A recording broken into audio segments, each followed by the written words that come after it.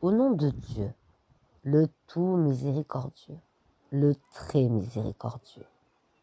Alif, Lam, Mim. Voici les versets du livre plein de sagesse.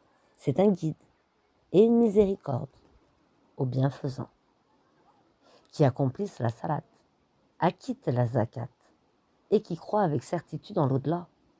Ceux-là sont sur le chemin droit de leur Seigneur et ce sont eux les bienheureux. Et parmi les hommes, il y a les uns qui, dénués de science, achètent de plaisants discours pour égarer hors du chemin d'Allah et pour le prendre en raillerie. Ceux-là subiront un châtiment avilissant.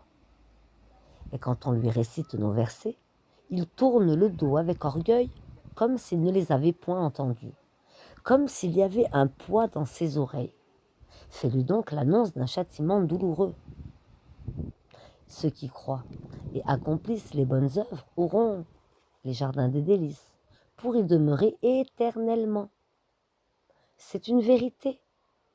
C'est en vérité une promesse d'Allah. C'est lui le puissant, le sage. Il a créé les cieux sans piliers que vous puissiez voir. Et il a enfoncé des montagnes fermes dans la terre pour l'empêcher de basculer avec vous. Et il a propagé des animaux de toute espèce.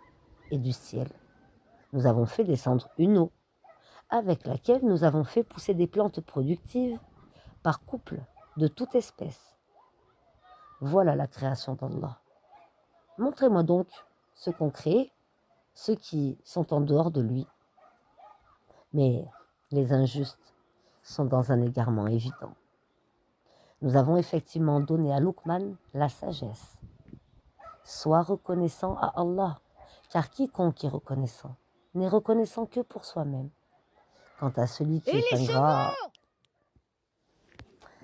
en vérité, Allah se dispense de tout et il est digne de louange. Et lorsque Luqman dit à son fils tout en l'exhortant, « Ô mon fils, ne donne pas d'associé à Allah car l'association est vraiment une injustice énorme. Nous avons commandé à l'homme la bienfaisance envers ses pères et mères, sa mère, la portée, subissant peine sur peine.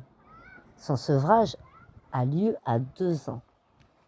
Sois reconnaissant envers moi, ainsi qu'envers tes parents. Vers moi est ta destination.